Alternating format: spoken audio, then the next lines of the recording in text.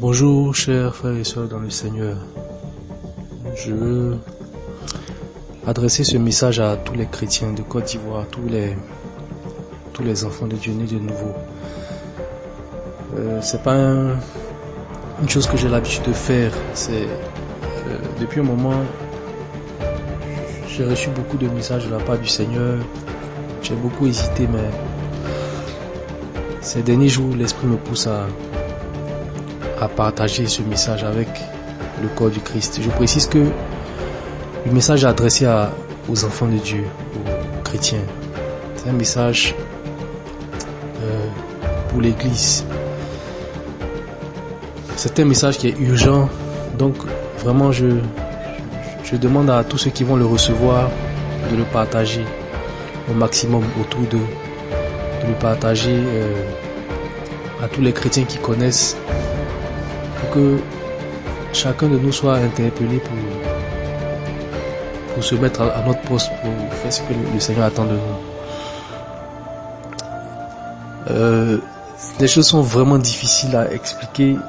Il y a beaucoup de choses à dire, donc je vais essayer d'être le plus bref possible, le plus succinct possible.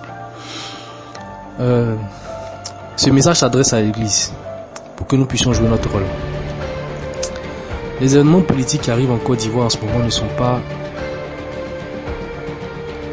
pas fortuites. Ce sont les manifestations d'un plan que Dieu a orchestré et que Dieu est en train de mettre en place. En tant que chrétiens, nous devons prendre du recul par rapport aux choses politiques, par rapport aux actions politiques qui sont menées. Et nous devons nous positionner dans le domaine spirituel. Parce que c'est vrai que nous sommes citoyens de ce pays, nous sommes citoyens ivoiriens et on peut se laisser prendre au jeu de l'actualité politique et se mettre aussi à entrer dans les débats politiciens, à entrer dans les discussions, tout ça. Mais ce n'est pas cette attitude que nous devons avoir. Derrière cette scène politique que nous voyons se mettre en place dans notre pays, il y a une scène spirituelle. Et en tant que chrétiens, c'est cela que nous devons réaliser et nous positionner pour agir efficacement. La Côte d'Ivoire va subir un jugement de la part du Seigneur. Dans les temps qui vont venir, dans les mois qui viennent, la Côte d'Ivoire va subir un jugement. Et ce jugement-là ne vient pas du diable, ça ne vient pas des démons. C'est un jugement qui sera marqué par des temps difficiles, des choses difficiles qui vont arriver au pays, à la Côte d'Ivoire. Au début, quand je recevais ces choses de la part du Seigneur, j'ai commencé à prier contre les démons de guerre, les démons de sang, les démons de destruction. Mais voilà ce que le Seigneur m'a dit. Il m'a dit non, ne prie pas contre les démons ni contre le diable. Les choses que je t'annonce viennent de moi. Donc, les troubles et les temps difficiles qui vont arriver à la Côte d'Ivoire ne viennent pas du diable ni des démons, mais ça vient du Seigneur lui-même. Parce que Dieu a décidé de juger la nation pour ses abominations, pour ses crimes et pour toutes les choses qui ont eu cours. Dieu a observé, Dieu a regardé beaucoup d'infidélités qui ont été manifestées dans ce pays. Dieu a regardé. Dieu a décidé de juger la nation. Dieu a décidé aussi de juger l'Église pour la légèreté de l'Église, pour la démission de l'Église, pour nos infidélités, pour les choses dans lesquelles nous ne devrions pas être et dans lesquelles nous nous sommes mis. Dieu a décidé de juger la nation et l'Église. J'invite toute personne qui va écouter à prendre le passage de 2 Samuel 24 et de le méditer. C'est ce passage que le Seigneur m'a donné quand il me révélait ces choses pour m'expliquer ce qui est en train de se faire. Et ce passage explique un peu, en lisant ce passage, vous allez mieux comprendre les choses, le message que je vais expliquer. En quoi consiste concrètement ce message? Que va-t-il se passer dans les temps qui viennent? Il n'y aura pas d'élection en 2020.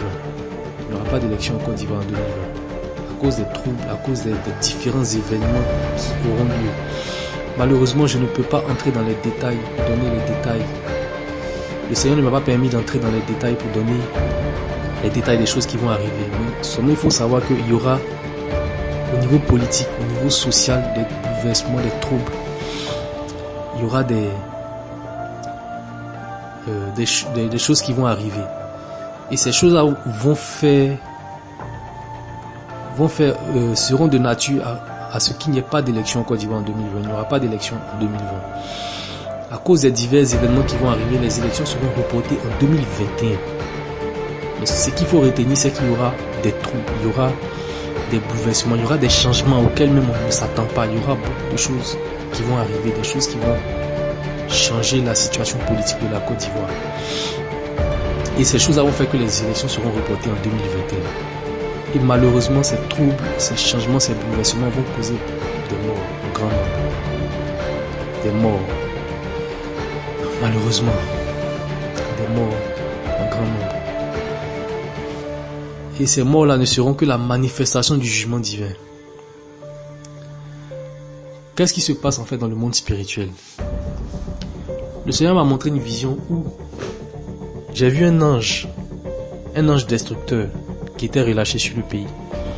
C'est le même type d'ange qui est décrit dans 1 Chronique 2, 1 Chronique 4, 21, 14 à 16. C'est aussi le même type d'ange qui est destructeur qui a été relâché par le Seigneur sur l'Égypte quand il voulait libérer le peuple juif. L'ange qui a exterminé les premiers-nés des Égyptiens. C'est un ange destructeur. Le Seigneur m'a dit que c'est un ange destructeur. C'est le type d'ange, quand il est relâché sur une nation, il y a des morts et des morts. Mais c'est un type d'ange que Dieu envoie pour exercer un jugement sur une nation. Et quand Dieu l'envoie dans une nation pour exercer un jugement, il y a des morts.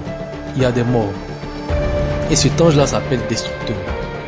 Et le Seigneur m'a montré dans la vision que cet ange, qu'il a envoyé un ange comme ça sur la Côte d'Ivoire pour exercer son jugement. Un ange destructeur. Et cet ange-là est déjà en mouvement. Cet ange-là est déjà relâché même sur la nation. Mais le Seigneur m'a montré en même temps une autre vision. Dans la seconde vision que je voyais dans le même temps, c'était plusieurs anges qui étaient relâchés et qui passaient, qui parcouraient le pays et qui passaient de maison en maison, de personne en personne pour poser des marques. C'était des anges comme ça qui étaient, je voyais des anges, plusieurs anges qui étaient en mouvement, il y avait un remue-ménage, ils étaient pressés, ils étaient en train de passer de maison en maison, ils étaient en train de passer de personne en personne et pour mettre des marques sur les personnes, mettre des marques. Et le Seigneur me dit que ces marques que tu vois, que ces anges sont en train de mettre là, sont les marques de ma protection divine. Un peu comme ce qui s'est passé en Égypte. Avant que le destructeur ne passe pour tuer les premiers-nés des Égyptiens, Dieu a demandé de mettre au peuple juif de mettre le sang de l'agneau comme marque de protection et que l'ange ne toucherait pas les maisons où le sang serait posé. Mais cette fois-ci, c'est Dieu même qui a envoyé ses anges. Il dit, j'ai envoyé mes anges pour marquer ceux qui doivent bénéficier de ma protection divine. Ces anges-là sont déjà en train d'agir. Ces choses que je vous explique sont déjà en train de se faire maintenant. Les anges sont déjà là. Ils sont déjà en train de travailler. C'est parce que nous ne voyons pas ces choses dans le monde spirituel. Sinon, c'est ce qui est en train de se passer maintenant. Ces anges-là sont en train de passer de maison en maison, de personne en personne. Ceux vers qui Dieu les a mandatés, ils sont en train de poser des marques de la protection divine. Et le Seigneur dit, quand ils auront terminé, le destructeur commencera son œuvre. Cet ange-là, destructeur-là, va causer la mort de plusieurs personnes. Dans le monde physique, ça va se manifester par des affrontements d'ordre politique, des troupes d'ordre politique, mais qui vont occasionner des tueries, des morts. Mais dans le monde spirituel, en fait, ce sera cet ange-là qui sera en train d'agir. Il sera en train d'accomplir le jugement divin. Si vous méditez, si vous prenez le passage que je vous ai donné dans 2 Samuel 24 et dans 1 Chronique 21, cette histoire explique un peu comment un ange a été envoyé par Dieu pour juger la nation d'Israël Et avec une épée seulement qui brandissait sur Jérusalem, en 3 jours, il y a eu 70 000 morts. Bien aimé, c'est malheureusement, les choses qui vont arriver ne seront pas faciles. Ça sera des temps difficiles. Dieu dit des temps de grande détresse. Et vraiment, je vous assure, c'est pour ça que je fais ce message. Il y a beaucoup de, il y a plus d'1 an que le Seigneur a commencé à me révéler ces choses.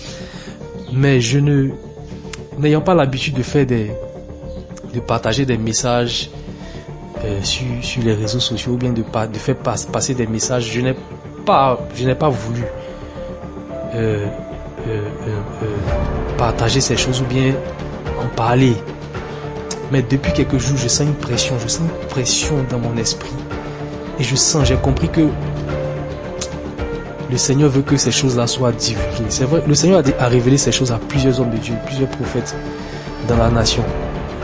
Mais malheureusement, nous n'y prenons pas garde. Et je sens une pression de la part du Seigneur de partager ces choses pour que le maximum de ses enfants en Côte d'Ivoire soient informés de ce qui est en train de se faire et se mettre dans les dispositions pour pouvoir être épargnés. Parce qu'il n'y a plus de temps, je vous assure, frères et sœurs, il n'y a plus de temps. Ces choses-là sont imminentes. Ces choses-là sont imminentes et elles sont sur le point d'arriver. Dieu a prévenu depuis plusieurs années plusieurs de ses serviteurs, les prophètes, de ces choses. Et ces choses ont été annoncées dans ce pays. Plusieurs prophètes ont fait des messages, ont envoyé des messages à l'église, au corps de Christ, pour que les gens commencent à se préparer. Mais nous n'avons pas pris garde. Nous n'en avons pas pris garde. Maintenant là, l'heure est arrivée. L'heure de ces choses que Dieu a annoncées depuis est arrivée. Il n'y a plus de temps pour la négligence, mes frères et sœurs. Je vous assure, il n'y a plus de temps pour la négligence. Il n'y a plus de temps pour la légèreté. Il est temps que nous prenions nos dispositions. Parce que le temps est arrivé. C'est vraiment ce message que je veux donner à l'église. C'est pour ça que je dis que ce message s'adresse à l'église, au corps du Christ, aux enfants de Dieu. C'est à nous que ce message s'adresse. C'est pour que nous comprenons que le temps, il n'y a plus de temps. Le temps n'est plus à la négligence. Le temps n'est plus à la légèreté, à l'amusement. Mais il est temps que maintenant, c'est-à-dire maintenant, vraiment j'invite toute personne qui va recevoir ce message, tout chrétien qui va recevoir ce message, dès qu'il le reçoit, à considérer que c'est un état d'urgence spirituelle, c'est le temps de prendre des dispositions. Pourquoi toutes ces choses doivent arriver? Pourquoi est-ce que toutes ces choses doivent arriver? La Côte d'Ivoire doit entrer dans une nouvelle ère de prospérité, de visitation divine. Cette ère de gloire que Dieu a annoncée par la bouche de ses prophètes, le prophète Kakou Sévérin, de plusieurs hommes de Dieu. Dieu a annoncé un temps qui va venir, un temps nouveau pour la Côte d'Ivoire, qui sera un temps de prospérité. C'est ce temps-là qui doit commencer. Et ça doit passer par un réveil spirituel et une grande consécration de la nation à Dieu. Mais pour que ces choses-là se mettent en place, Dieu doit faire au préalable un toilettage. Il doit laver la nation de ses impuretés. Et c'est ces choses-là qu'il a engagées. Et c'est ces choses-là qu'il a engagées. Avant la visitation, Dieu, comme il a dit dans sa parole, par la bouche de ses prophètes, quand il le disait à Israël, il disait, je vais visiter cette nation, mais je vais l'éprouver. Je vais la faire passer au creuset de l'or. Je vais la faire passer, je vais la faire passer au creuset pour enlever ses impuretés, pour faire ressortir l'or pur. Et c'est ce que Dieu va faire pour la Côte d'Ivoire. Et c'est ces choses-là qui sont en train d'être engagées. Frères et sœurs chrétiens, qu'est-ce que nous devons faire? Qu'est-ce que Dieu attend de nous dans cette période? Et c'est vraiment le cœur de ce message. Qu'est-ce que nous devons faire? Quelqu'un va se dire, mais ok, devant toutes ces choses-là, en tant que chrétien, qu'est-ce que nous devons faire concrètement?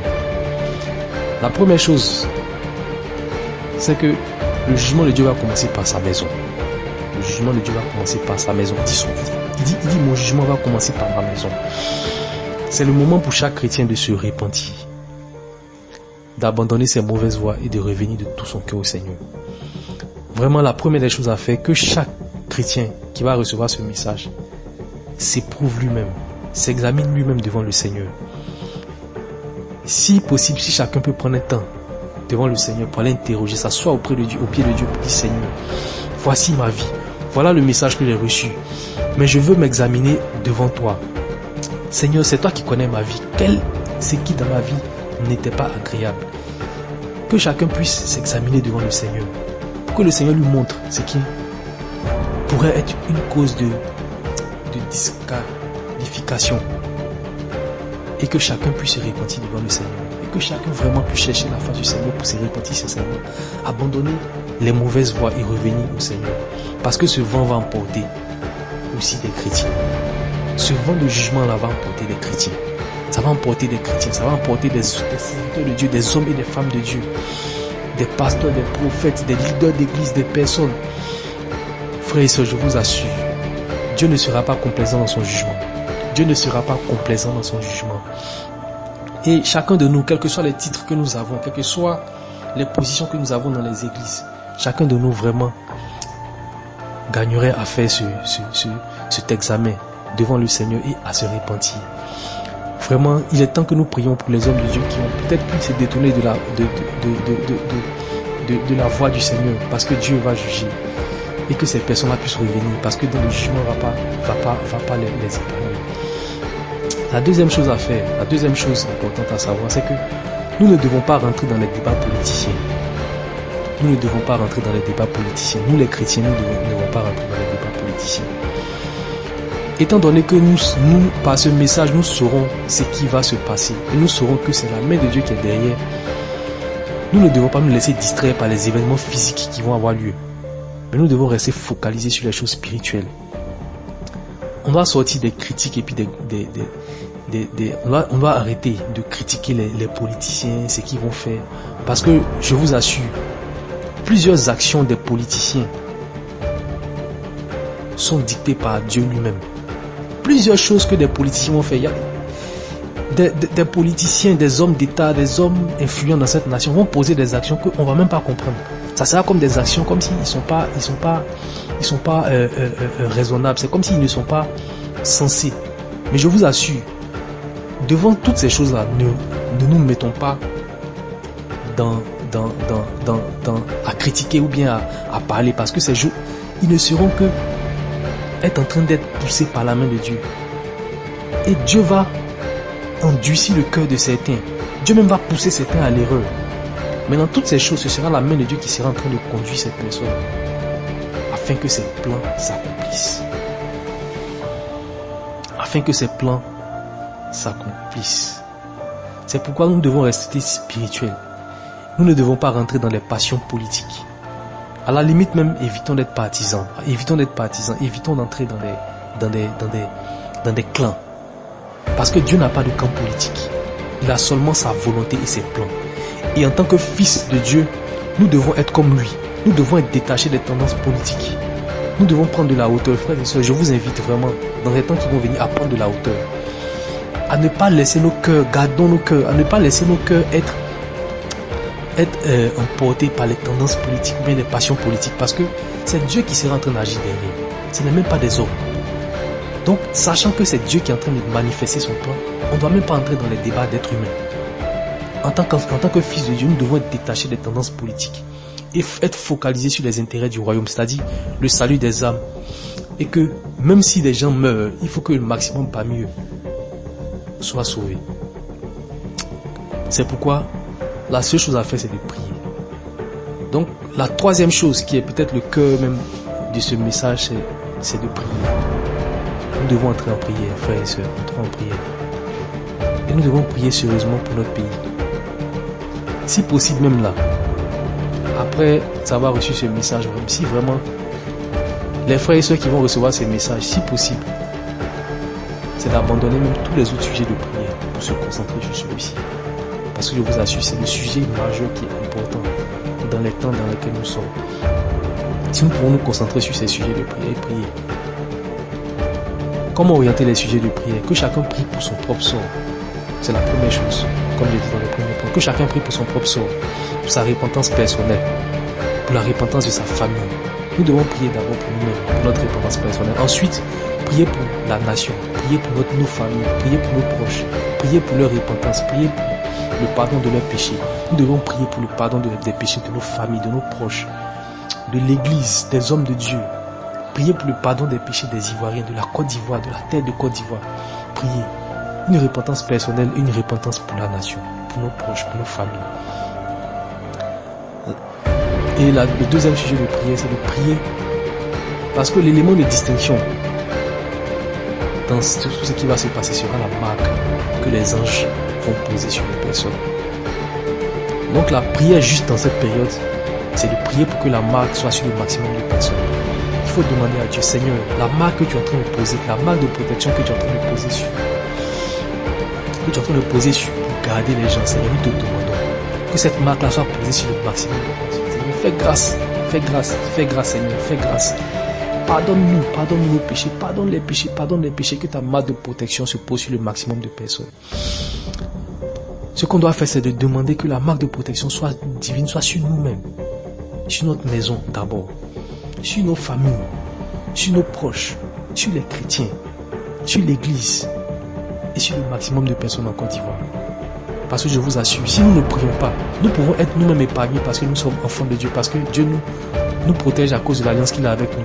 Mais si nous ne prions pas pour nos proches, je vous assure, à la sortie de ces temps de crise-là, il y a des chrétiens qui seront gardés eux-mêmes, mais qui vont constater que leurs familles ont été décimées. C'est pourquoi, chrétiens, prions pour nous-mêmes, mais prions aussi pour nos proches, prions pour nos familles, nos maisons, nos parents. Prions pour les chrétiens, prions pour tout le corps de Christ, prions pour tous les hommes de Dieu, prions pour toutes les personnes en Côte d'Ivoire, le maximum, afin que le maximum de personnes soient sauvées. Voilà, frères et sœurs, dans le Seigneur, enfants de Dieu, le message que je n'ai pas pu m'empêcher d'adresser aujourd'hui au corps de Christ. Voilà, frères et sœurs, le message que je veux adresser vraiment, que je veux partager avec le maximum de chrétiens. Je vous en prie, pour tous ceux qui vont recevoir de ce message, ne le négligez pas. Et je vous en prie aussi, partagez avec le maximum de personnes. Que chaque personne qui reçoit ce message le partage, non pas avec les païens, non pas avec les non-convertis.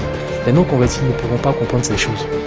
Mais vraiment, je demande à tout frère et soeur dans le Seigneur qui va recevoir ce message de le partager avec tous les frères et soeurs qui connaissent, dans le Seigneur, afin que le maximum de personnes soient informées de ces choses et puissent prendre les dispositions. Plus nous serons nombreux à nous mettre dans ces dispositions et plus nous allons prier dans ce sens, plus de personnes seront épargnées dans notre pays. Vraiment, frères et sœurs, c'est le trouble dans l'âme que j'adresse ce message ce matin. C'est le trouble dans l'âme, c'est pas quelque chose que j'ai l'habitude de faire. Mais je n'ai pas pu m'empêcher, il y a une pression spirituelle, il y a une pression qui me poussait. Et je n'ai pas pu m'en empêcher. C'est le trouble dans l'âme que j'adresse ce message, afin que nous puissions jouer notre rôle dans cette nation. Que Dieu nous bénisse, que Dieu nous garde, chacun de nous. Et que vraiment Dieu fasse grâce à cette nation. Au nom de Jésus.